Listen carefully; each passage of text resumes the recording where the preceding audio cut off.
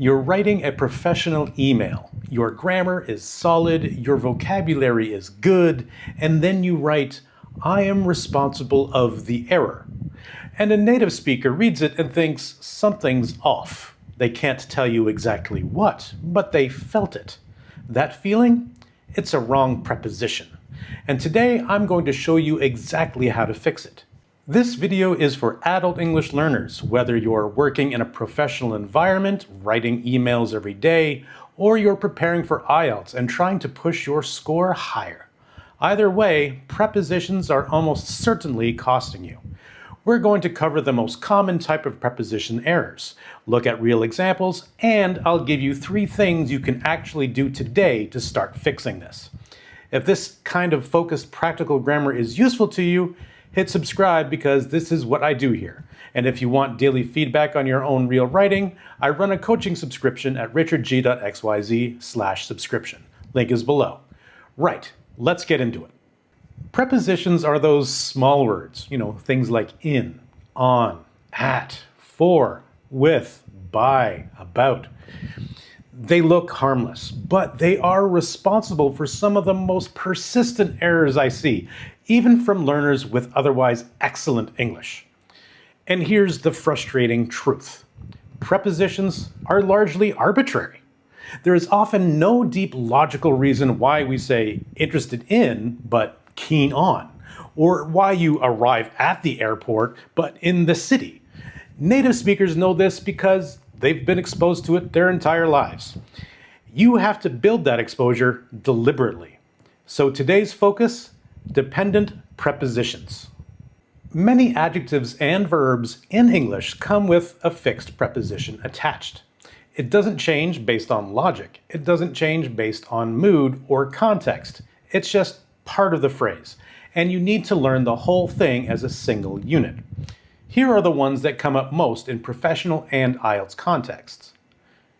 Interested in, not interested about, nor interested for, just in. Responsible for, not responsible of, for. Depend on, not depend of. Worried about, not worried for. Consist of, not consist in, not consist from. Apologize for, not apologize about. Now, there are some that change depending on what follows. Agree is a good example. You say, I agree with the manager, that's with the person, but we agreed on the new deadline, that's with a plan or a decision. Same verb, 2 different prepositions. And that's normal. English does this. The answer isn't to memorize a rule, it's to learn the full phrase. So let me show you a real example. This is from a learner's professional email. 2 prepositions, both wrong.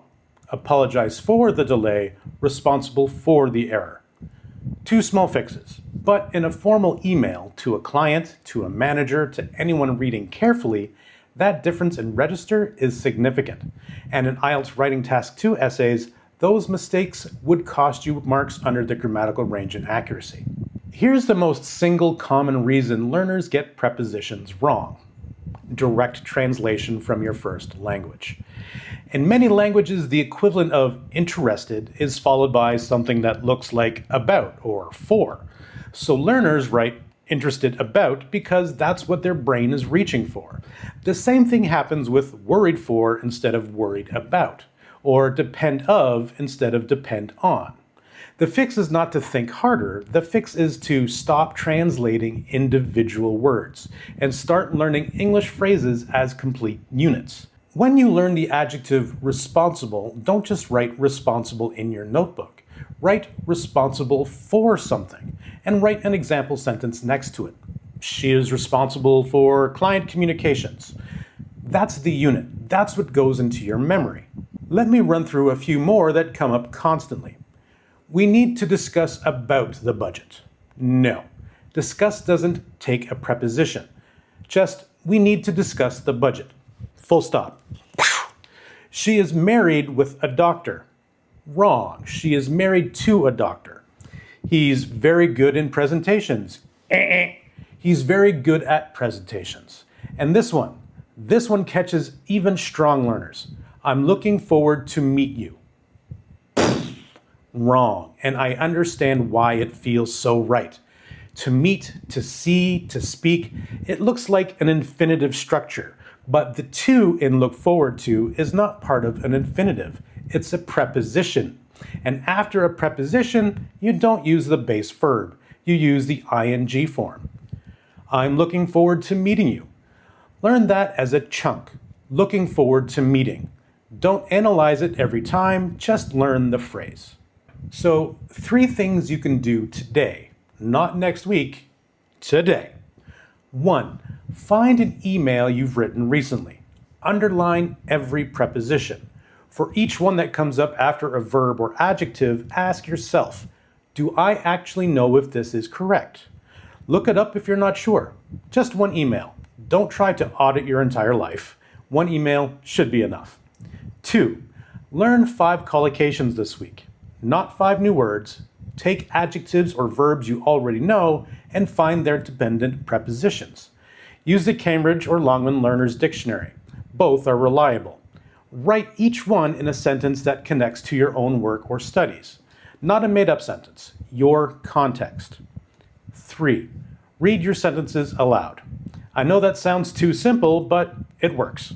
When you read a correct phrase aloud, responsible for, interested in, apologize for, you start to internalize the sound of it. And over time, wrong prepositions start to feel wrong in your mouth before you've even stopped to think about it. That's the instinct you're building. That's fluency. There are 2 words I want to pull out because if you understand these, the whole lesson makes more sense. The first is collocation. Collocation, a B2 level word. A collocation is a combination of words that naturally go together. Combinations that sound right to native speakers even if there's no grammatical rule forcing them. Make a decision is a collocation. Do a decision, technically you understand it, but it sounds wrong. Because it is. The verb and the noun just don't go together in English. Dependent prepositions are a type of collocation. Responsible for, interested in, depend on, these are fixed combinations. You learn them as a pair, verb, or adjective plus preposition, not as separate items. The second item is internalize. Internalize. This is a C1 level word. To internalize something means to absorb it so deeply that it becomes automatic. You don't have to consciously think about it anymore. After months of practice, she had internalized the rules of formal writing. That's the goal with prepositions, not to check a list every time. To internalize the phrases so they come out right without effort. So here's a quick recap. Prepositions after adjectives and verbs are fixed. They're dependent prepositions, and there's often no logical rule. You just have to learn them. The most common mistake is translating from your first language. You need to stop doing that. Learn the whole phrase, verb or adjective plus preposition, as a single unit. Watch out for the ones that trip up even strong learners. Discuss the budget. There's no preposition. Married to, not with. Good at, not in. And looking forward to meeting, not to meet. And the 3 things to do today. Audit 1 email, learn 5 collocations, and read them aloud. If you want this kind of structured feedback on your actual writing, not just grammar rules in a video, but real corrections on real English you've actually produced, that's exactly what my daily coaching subscription is for. You can find it at richardg.xyz/subscription. And if you want a trial class and assessment first, you can book at richardg.xyz/free trial class. Don't forget to comment, share, like, and subscribe. I'll see you in the next one. Thanks for watching. You've just been enriched.